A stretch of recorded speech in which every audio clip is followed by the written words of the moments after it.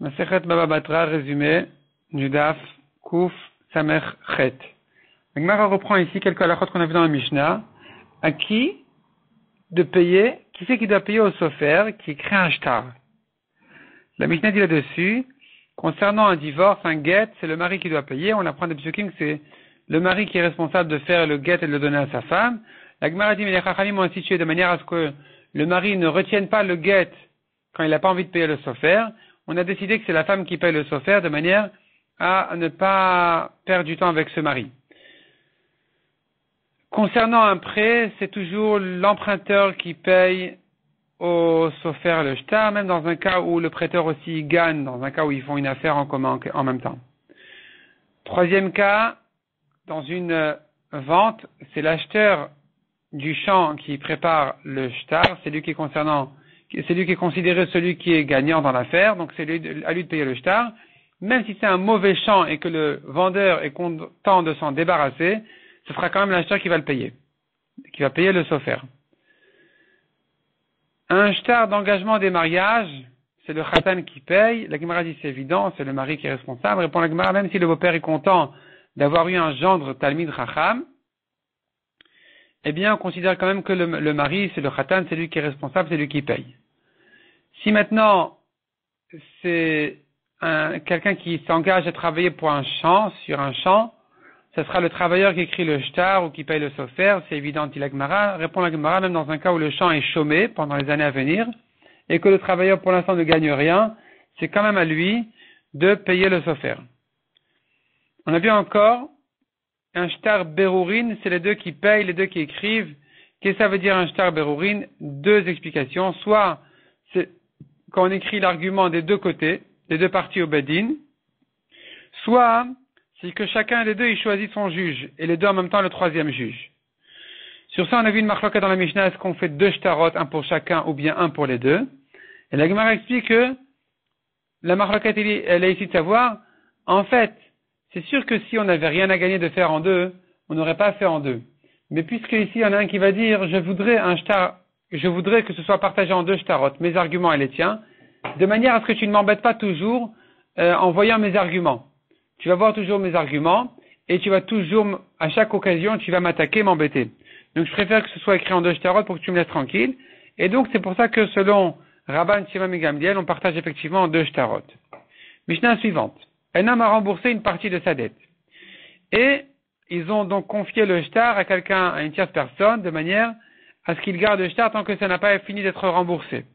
Il lui dit, regarde, si j'ai pas fini de rembourser ma dette complètement jusqu'à tel et tel jour, tu rends le shtar au prêteur.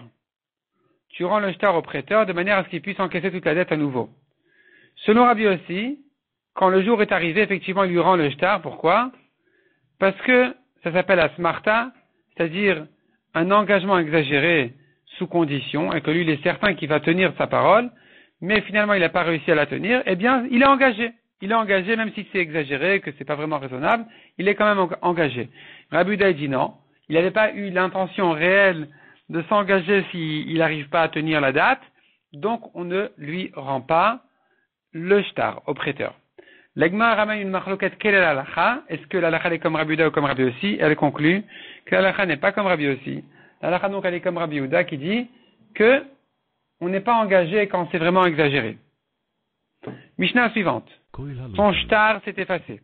Il amène deux témoins qui viennent au bedin et qui racontent qu'est-ce qu'il y avait écrit dans le shtar. Le bedin va écrire, sont venus devant nous deux témoins qui ont reconnu qu'est-ce qu'il y avait écrit dans le shtar, et donc tout ça, ça sera noté dans le nouveau shtar du bedin.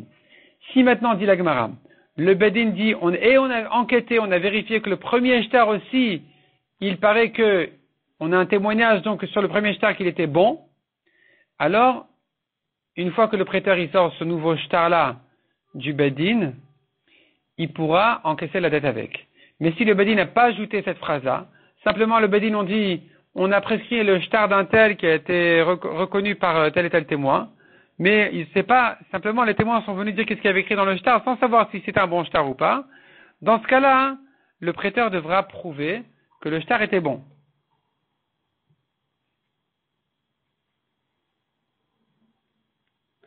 Un shtar qui a été déchiré, il est pas soul. Si on reconnaît que c'était déchiré comme un bedin qui déchire un shtar, il est pas soul. Mais s'il s'est déchiré tout seul, alors le shtar, il est kasher.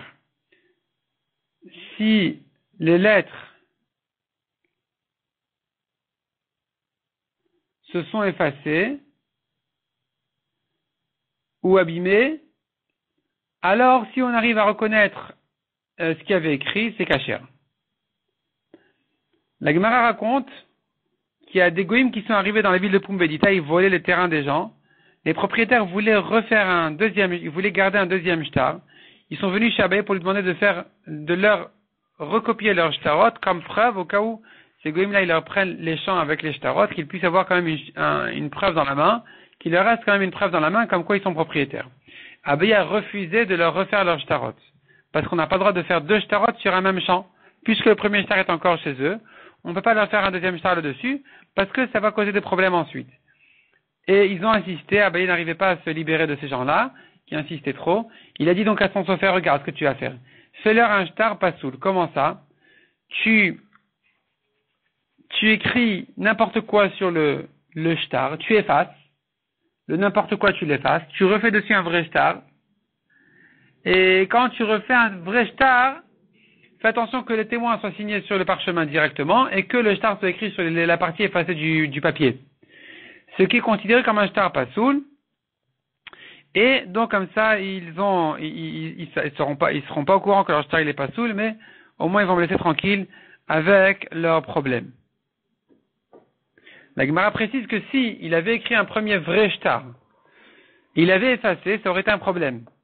S'il avait écrit le sofer un premier shtar, il avait effacé pour le réécrire, pour le rendre pasoul, il y aurait eu un autre problème, c'est qu'il risque d'effacer la deuxième écriture et de retrouver la première, qui est même un peu effacée ou abîmée, mais ça sera quand même un shtar kasher. Parce que la première écriture, le fait qu'elle soit effacée ou abîmée, si on la reconnaît, c'est que ça reste kasher.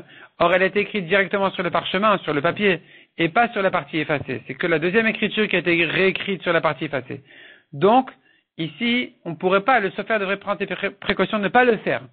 C'est pour ça qu'il a fallu écrire du n'importe quoi, effacer, écrire dessus le bon shtar, laisser les témoins signer sur le parchemin directement qui n'a pas été effacé, de manière à ce que le shtar soit un shtar pasoul.